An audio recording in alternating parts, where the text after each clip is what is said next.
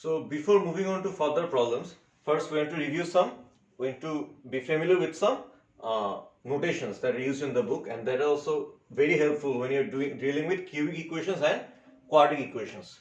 So the first notation is, let's say you have a quadratic equation. So Sn is equal to alpha to the power n plus beta to the power n. So let's say you write S1. So that is what? Alpha plus beta. Simply the sum of the roots. If you write S2, that will be alpha square plus beta square. Okay. So this is Sn. This is one notation. So if it was like the cubic equation, then this will become alpha to the power n plus beta to the power n plus gamma to the power n. Alpha plus beta plus gamma. Alpha square plus beta square plus gamma square. Also, you could have a quadratic equation where the roots are, there are 4 roots, alpha, beta, gamma and delta. In that case, the Sn is, just have to add delta to the power n, here also plus delta square. So alpha, beta, gamma and delta, they are the 4 roots of the, let's say the quadratic equation. So this is one notation that you have to be familiar with.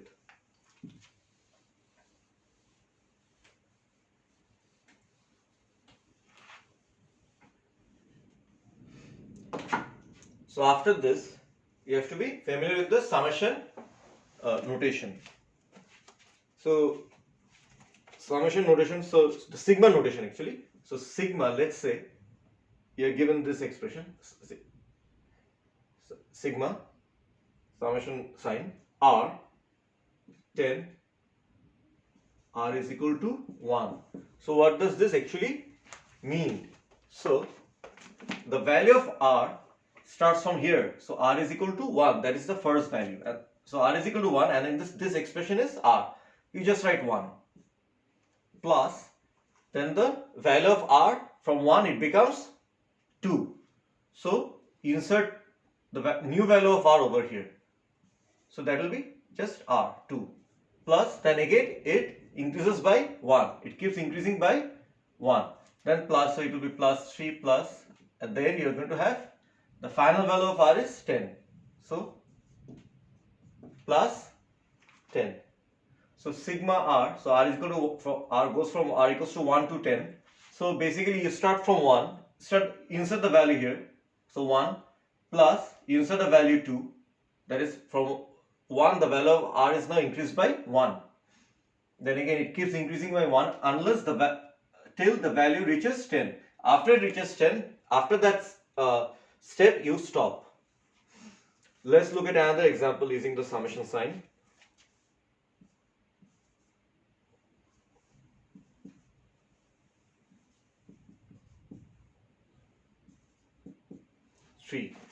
So first the value of r is 1. Insert the value of r over here, but here the expression is 3. So this expression will be 3 regardless of the value of r. So the first value is 3 plus, then the value of r becomes 2. So this again, this expression regardless of the value of r, this expression the value is 3. So plus 3. So this will keep on going how many times? 10 times, because r is from 1 to 10. So 1, 2, 3, 4, 5, 6, it will go up to 10. So there will be 10 values. So there are 10 3s. So the value is going to be equal to 30. Okay. Let's look at one more example. Summation r plus 2, r is equal to 1, 10.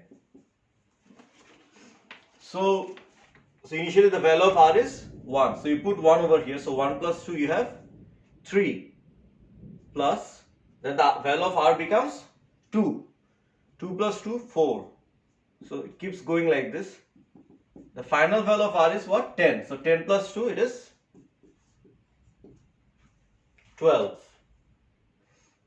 For now this will be good enough, but in later chapters actually you'll deal with the summation sign in more detail. So let's say like S1, let's say for basically like it could be cubic, quartic, or even the quadratic equation. So S1 is basically the sum of all the roots. Let's say for the cubic one, it's going to be alpha plus beta plus gamma. or for the quartic one this time you have to add delta to it.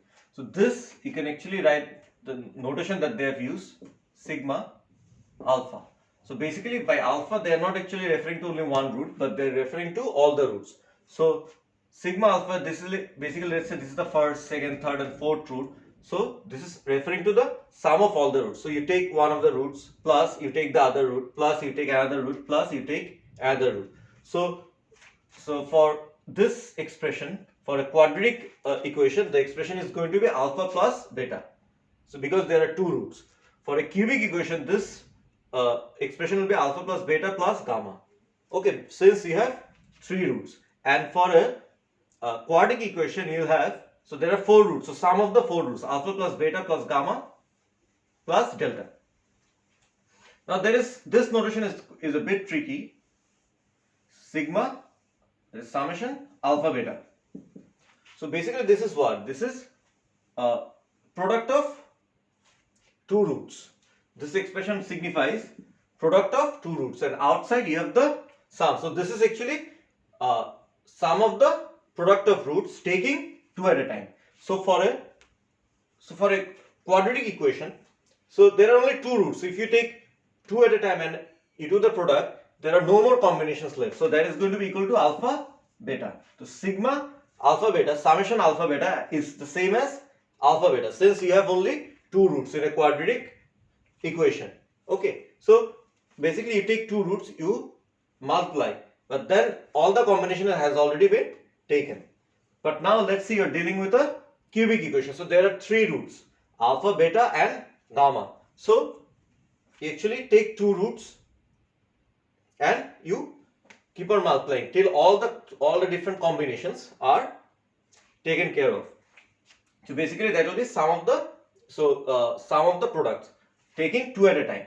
So alpha beta plus, and also you have to remember that here the multiplication is commutative. So alpha beta, beta alpha, they are the same. It's not that if you have alpha beta, then that combination has been used. You cannot have beta alpha, because alpha beta and beta alpha, they are the same thing. So alpha beta, summation alpha beta for a cubic equation is going to be alpha beta plus beta gamma plus gamma alpha. So by taking two at a time, I am multiplying and then I am adding. So these are the three ways, three combinations I can have taking two at a time. Okay, now summation alpha beta and summation alpha beta gamma. So for the cubic equation, this is the same as alpha beta gamma. Because why? Because you are taking three at a time. So if you take three, there are three roots. So you have already, so there is only one possible combination.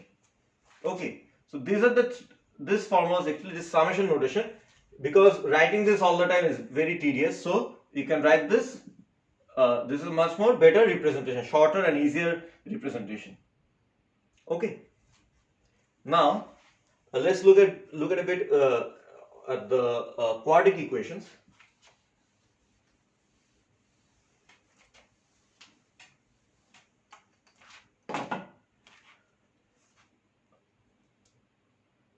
So ax to the power 4 plus bx cube plus cx square plus dx plus e is equal to 0. So here summation alpha, that is the sum of the roots, is equal to minus b by a. So first I have to do the b by a, then for the first one I have to multiply minus. Then summation alpha beta, that is sum of the product of roots taking two at a time, is going to be c by a. The sign will remain the same. Then summation, then I am going to take alpha beta, then alpha beta gamma. So basically sum of the product of roots taking three at a time. That will be, again, now the sign will be reverse. You have to multiply by minus. You do d by a, then you multiply by minus 1, minus d by a.